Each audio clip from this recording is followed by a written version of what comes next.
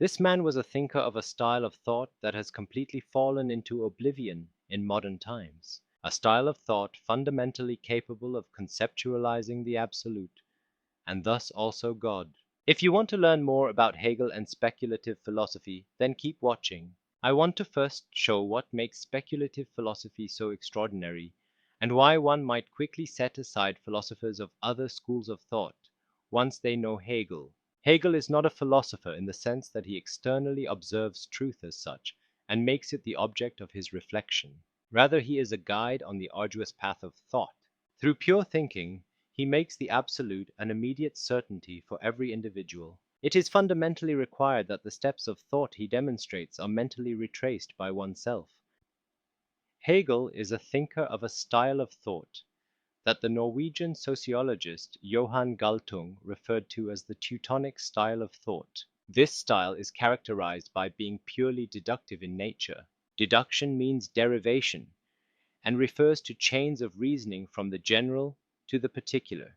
The principle of this style of thought is the fundamental idea of logical necessity. Until Hegel, it was accepted that anything leading to a contradiction could not be true. Hegel fundamentally and convincingly criticized this way of thinking. He demonstrated that the opposite is true.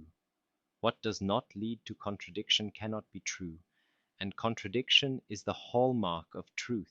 With this, Hegel presents a theory of understanding in which the understanding finds its completion and transcendence. The principle of understanding is overturned by recognizing it as only a part, a moment, of the entire process of thought. This philosophy is referred to as speculative philosophy. Every single content within it is justified as a moment of the whole, and this is what makes Hegel's philosophy a system. To think the absolute means to comprehend unity as the unity of the divided and the abstract one as a process, that is, as the identity of identity and non-identity. The negative is understood as a moment of the whole. Therefore, this philosophy has no foundational principle upon which it is built, because every single statement, every specific content, inherently carries the absolute negative within itself, and thus already contains opposition within itself. And insofar as this thought becomes, outwardly, a specific content, it too is subject to the power of the negative of the understanding, moving forward in such a way that it, as a specific content, is again unified with its opposite, and organizes itself into the whole. However, Hegel's philosophy is not only systematic, but also a true science with comprehensible results, because it follows solely from the concept. The concept is in fact the core of his philosophy. The concept has three moments: universality, particularity, and singularity. Although Hegel writes of individuality, the term singularity clarifies what he means, namely that singularity is not something different from universality, but rather, in the relation of all individuals to themselves, universality is present in and for itself.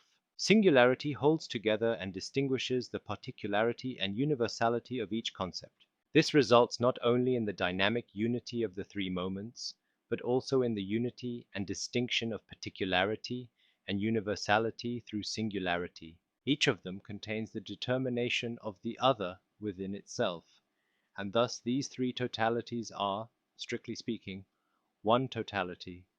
They are not in unity, but in oneness. They are distinct, yet simultaneously identical. This contradiction is not resolved, but is precisely the truth of the concept. This is the absolute thought in its pure form. In the concept of the concept, the spirit has its existence. This vitality becomes apparent right at the beginning of the science of logic, where the categories of our understanding emerge from their inner life through their inherent contradiction, revealing their one-sidedness. This forms a whole, an organism in the sense that the spirit, through its intellectual activity, produces its means, tools, and concepts, and thus brings itself into existence. The science derived from the concept is, therefore, the strictly systematic production of the categories of understanding from the necessity of thought itself, without following any feelings or value judgments. A fundamental concept is thus moved in such a way that its moments mediate with each other and eventually unite. This happens in three forms: the understanding form, the dialectical form, and the speculative form. Understanding is abstract and keeps determinations firmly separated.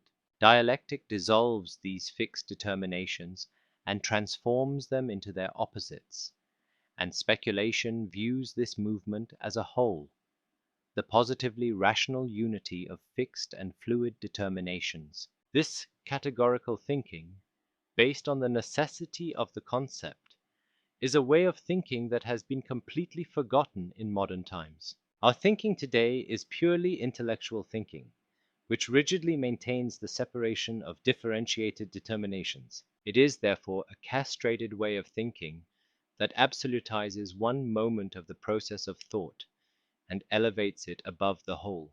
And when one part dominates the whole, it becomes untrue or totalitarian. The intellect, in its absolute power, violates the spirit by dissolving the organically bound whole into its elements, but not reassembling them. This alienation and fixation, however, belong to the nature of the spirit, which thereby raises itself to the peak of its singularity, where it stands in full contradiction with itself. This passage is necessary, and only through it does the spirit prove itself to be spirit. Thus, Hegel created not only a complete, but also a perfected total system of philosophy. This total system, along with the systematic determination of all metaphysical categories of Western philosophy, makes Hegel's philosophy the first major comprehensive result that understands all philosophies in the history of thought as moments of the philosophical process of labor. Against this backdrop, one simply cannot stop at Schopenhauer or other philosophers. Thanks to this systemic approach, Hegel's encyclopedia could also be formalized. In every video, a representation in formulas will also be presented. This formalization comes from Reinhold Oberlurcher in the writings of the New German Idealism. However, this is not intended to replace Hegel's verbal presentation. The goal is only to bring the comprehended thought to intuition by combining text and imagery. The comprehended thought, the concept, becomes an intuitable concept or a formula. An explanation of this formalization is already available in a separate video. So, how does speculative thinking proceed after Hegel's encyclopedia is the most mature philosophical system design we can build upon? The grand philosophical system no longer needs to be constructed, but every category within this system can serve as a starting point for a philosophical discipline derived from the concept, distinct from empirical or merely exploratory approaches. Specifically, this means beginning with the concept of a given category and systematically developing the internal opposition of the conceptual moments. In doing so, each discipline gains clearly defined concepts, which are not derived from experience. This has already been done for the study of market economics, mathematics, a metaphysics of nothingness, and pedagogy that concludes this introduction to Hegelian philosophy. Thank you for watching, and see you next time. Don't forget to subscribe and give a like.